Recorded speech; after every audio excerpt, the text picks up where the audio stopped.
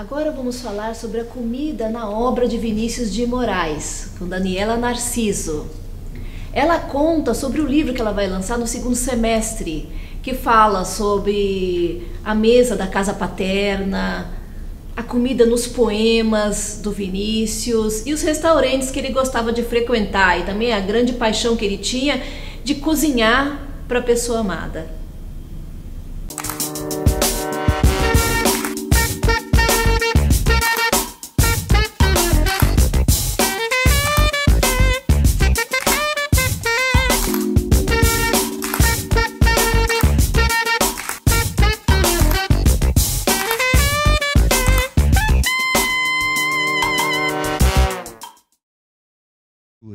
Hoje nós temos aqui um encontro que é exatamente o espírito desse projeto, que começou pela primeira vez há 2 anos atrás, aqui mesmo na Bienal do Livro, mostrando a importância do livro de gastronomia no Brasil. Aliás, é uma área que está bombando, está explodindo cada vez mais, a gente vê isso por várias amostras. E a Câmara Brasileira do Livro, tendo essa percepção, tem dado cada vez mais espaço para o livro de gastronomia.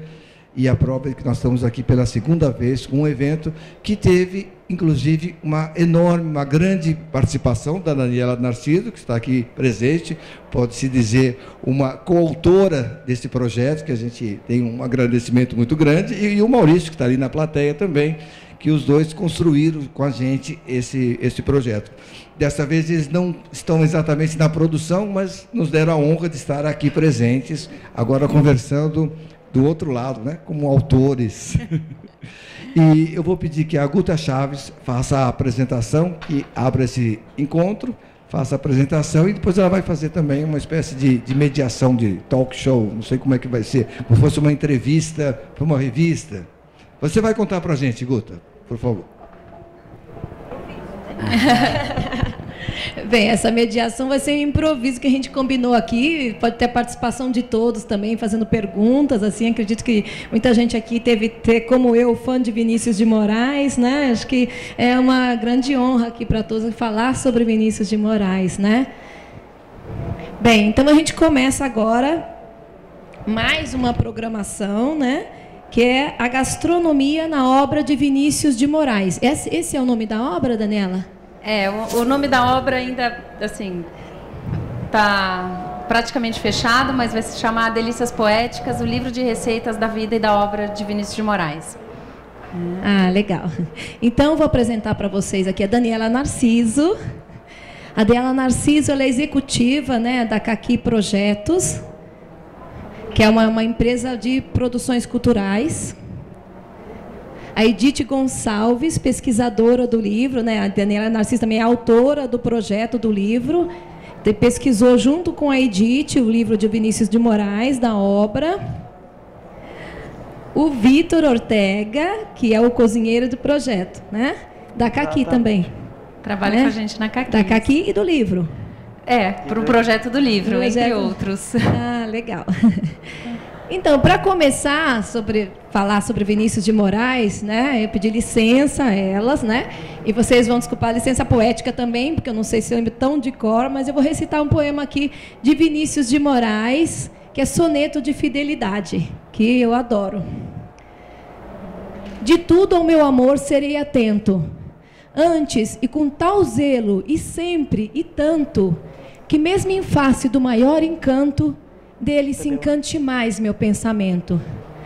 Quero vivê-lo em cada vão momento, e em seu louvor hei de espalhar meu canto, e rir meu riso e derramar meu pranto, ao seu pesar ou seu contentamento. E assim, quanto mais tarde me procure, quem sabe a morte, angústia de quem vive, quem sabe a solidão, fim de quem ama, eu possa lhe dizer do amor que tive, que não seja imortal, posto que é chama, mas que seja infinito enquanto dure. Obrigada.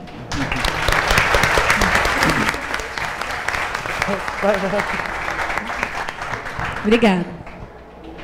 Então, eu queria começar perguntando para vocês, se vocês falarem como é que foi, Daniela, a ideia desse projeto, né? Como que vocês conceberam, né, esse projeto de Vinícius de Moraes? Então, acho que a melhor pessoa para falar disso é a Edith, que tudo começou com a Edith junto, então, né? A ideia surgiu a partir Acho que vai ter que contar aquela história, hein? Todas as histórias, são várias. Mas Vinícius é plural. Então, surgiu dos textos que Vinícius deixou, falando de comida e principalmente das receitas da casa materna.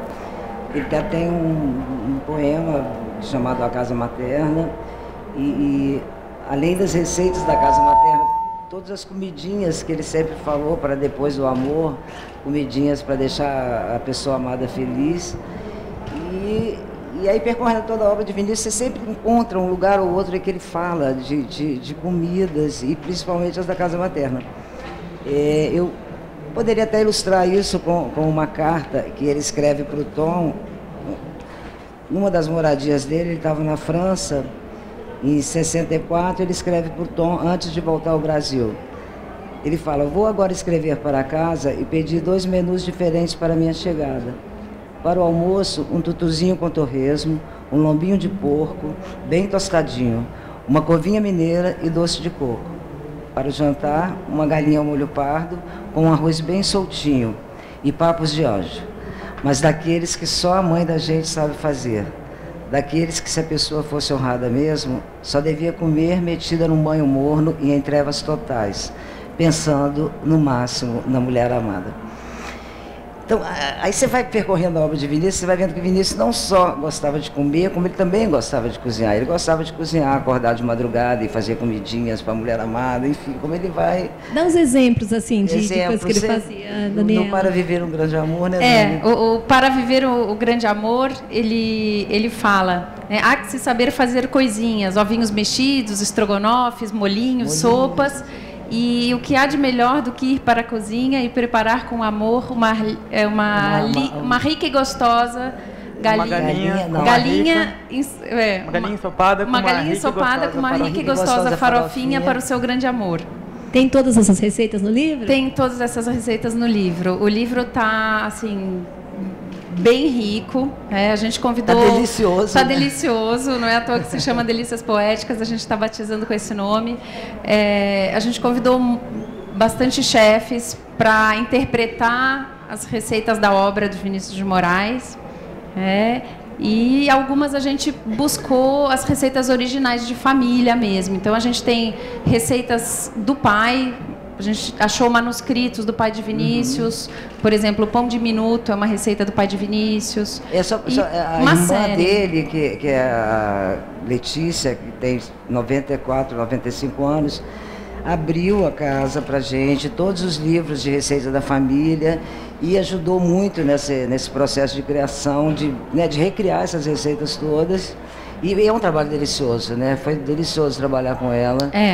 Não, a Letícia, eu já chamo de tia Leta, intimamente, como ela é chamada pela família, e ela realmente abriu a casa, abriu os livros, os cadernos de receita, a gente ficou alguns dias lá. Vários dias. Buscando as receitas que poderiam entrar para o livro, né? E muitas delas a gente fez adaptação.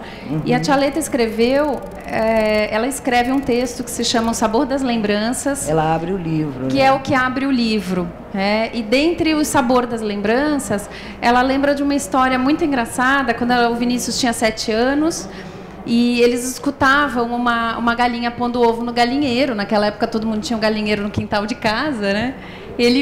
Eles iam correndo, ele e a irmã iam correndo para o galinheiro, pegavam os ovos e pediam para a avó se podiam usar os ovos. Eles pegavam os ovos, das gemas eles faziam uma bala, o Vinícius misturava com açúcar e fazia uma bala, e encomendava à cozinheira uma calda e pedia para a irmã bater as claras em neve e fazer suspiro, que eles comiam as colheradas. Aí eu até ia pedir para a gente passar aqui, que tem a foto da bala chapéu de jockey, e é a receita que o Vitinho vai fazer pra gente hoje, o Vitor.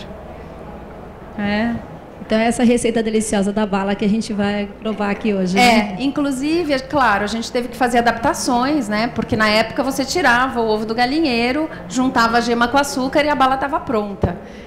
Hoje em dia, a gente não tem o ovo do galinheiro, tem a questão da salmonela, que é perigosa. Então, várias receitas a gente teve que adaptar. Então, exatamente. A gente teve esse problema parecido no livro, porque a gente tem uma galinha ao molho pardo, que era um dos pratos preferidos do Vinícius. Em São Paulo, a gente não pode mais ter sangue de galinha também, não se vende mais. Então, a gente chamou o chefe mineiro, Marco Soares, tá ali escondidinho, né, Marco? Para fazer a galinha cabidela para a gente teve que fazer um contrabando de sangue de galinha, mas está no livro. A galinha cabidela está no livro. Está no livro, a galinha cabidela. Essa Se alguém tiver a galinha em casa, pode fazer. Essa galinha cabidela, que é famosa, inclusive, porque ela é recorrente na obra do Eça de Queiroz. Sim. E depois no do Jorge Amado. O primeiro prato que a Gabriela, do Jorge Amado, faz para o Turco Nassim é justamente a tal galinha cabidela, que é a galinha ao molho pardo. Sim, e o Vinícius cita na obra também umas 2, 3 vezes, assim, que ele tem saudade da galinha ao molho pardo, que era um dos pratos preferidos dele. E era muito comum, em Minas ainda pode-se fazer a galinha ao molho pardo, em São Paulo é que não mais. E existe até uma briga para que isso seja liberado novamente. Isso é uma questão que foi até discutida em outro evento, né, o Paladar, né, teve uma discussão sobre essa questão da Anvisa, porque panela de cobre não pode, galinha molho pardo, a colher de pau. Eu, sinceramente, sou contra, porque acho um absurdo, porque é a nossa tradição. E se até agora não fez mal para ninguém, onde é que está a questão? Né? Então, realmente, isso é uma questão bem, bem delicada. É igual o problema dos queijos na Europa, né? Que quando teve a unificação europeia, estavam proibindo queijos franceses entrarem no mercado europeu, porque eles eram todos com excesso de fungos e processos artesanais que não eram, teoricamente, aprovados pelas Anvisas de todos os países. Aqui acontece também, né, André? O queijo da Serra da Canastra não pode viajar. Os queijos mineiros não podem mais sair de Minas. Tem esse... Há muito tempo, né? Esse problema. E até a panela de cobre veio de Portugal, essa coisa de usar o sangue não é uma coisa aqui no Brasil, veio da Europa. Né? Então, são coisas que realmente tem um problema, uma questão de higiene, né, alimentar, sim, mas são coisas que, se tratadas da maneira correta, se higienizadas da maneira correta, o ovo, se for fresco, se estiver na temperatura ideal, você consegue trabalhar com um risco bem menor. É igual a história da carne, né? Que a Tchaleta a gente tem uma outra receita do livro que também é difícil reproduzir, e a Tchaleta, no texto que ela fala do sabor das lembranças do Vinícius, ela diz que se alguém conseguir reproduzir a carne assada da vovó Neném, ela pega um avião, ônibus, trem, o que for, e vai comer essa carne assada, porque antigamente a peça de carne vinha com uma capa de gordura de açougue, né? muito grande, né? E hoje em dia se retira toda a gordura da carne, então a carne não fica com o mesmo sabor. Mas para o livro a gente Você conseguiu essa carne com essa capa de gordura? A gente explica, a gente conseguiu uma carne com capa de gordura, e a gente explica como pedir para o açougueiro para que a carne venha com a capa de gordura que precisa para deixar ela macia, não uma carne...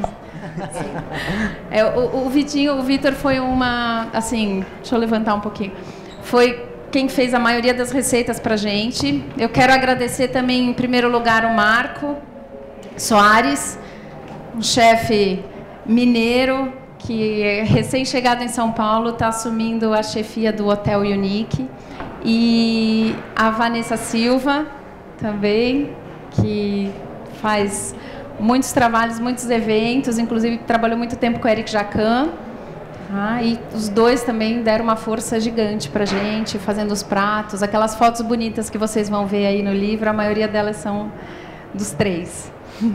Foi muito bacana, a gente deparou com as referências, né, de pesquisa que a gente tinha, eram de receitas muito antigas, manuscritos, né, e a Cadene estava falando a questão da carne, hoje a gente dificilmente encontra, né, a carne automaticamente com a capa de gordura não vem pra gente, a gente tem que dar uma procurada, a gente tem que estar em cima. Acho que quando eu ia recebendo as receitas, em conversas e, olha, não dá pra gente fazer um bolo com 24 gemas, né? O que a gente pode fazer para ter um bolo mais próximo, né? Muito da doçaria do livro é da doçaria portuguesa e tudo era à base de gemas e açúcar, né? Eu tô um pouco avantajado depois do projeto porque... A culpa é do Vinícius. A culpa é do Vinícius. A culpa é do Vinícius. A culpa é do Vinícius. E assim, acho que foi bacana, ele estava sempre presente na nossa cozinha, principalmente para fazer essa receita. A gente fez uma adaptação grande, a gente fez vários testes para chegar nela, né? Porque a gente não pode ter ingerir a gema crua, né? Então a gente foi testando, a gente conseguiu chegar numa receita bem bacana. E a gente fala, eu que sou cozinheiro, o Vinícius fazia essa bala quando ele tinha 7 anos de idade. Eu não consigo fazer, eu que sou cozinheiro profissional, não consigo fazer com a destreza que ele fazia, né? Então a gente fechava o olho na cozinha do estúdio, falava, Vinícius, vamos ajudar que a gente vai, o livro é pra você. E a receita é muito fácil, é muito simples, vocês vão ver no livro. É uma mistura de gema com açúcar, um pouco de farinha e essência de baunilha. Isso vai virar um brigadeiro, como se fosse uma bala de coco, só que sem coco, né? E aí a gente coloca na panela e vai mexendo, uma hora aparece, você fala, meu Deus, vai dar tudo errado, não vai dar certo, tá talhando, não, vai com fé no Vinícius que vai dar certo. E aí a gente faz um brigadeiro de gema. Depois, a grande graça é que com a colherzinha, uma colherzinha de café, ele pegava a calda de açúcar e ele fazia, ele cobria cada bolinha em forma de... Ele colocava a calda e depois ele puxava com a mão e fazia como se fosse uma abinha na bolinha. E aí, por isso o nome é a bala chapéu de jockey. E a gente fez testes e o jeito mais fácil que a gente conseguiu de fazer é usar a assadeira inclinada na hora de banhar, depois vocês vão ver. E a gente consegue fazer com que a calda escorra e daí forme a aba do chapéu. E fica muito bonito. A gente tem foto aí? Tem. Fica muito, muito bonito, vocês vão ver. Passar. Eu vou fazendo aqui e daí a gente vai conversando. É. Beleza? Beleza.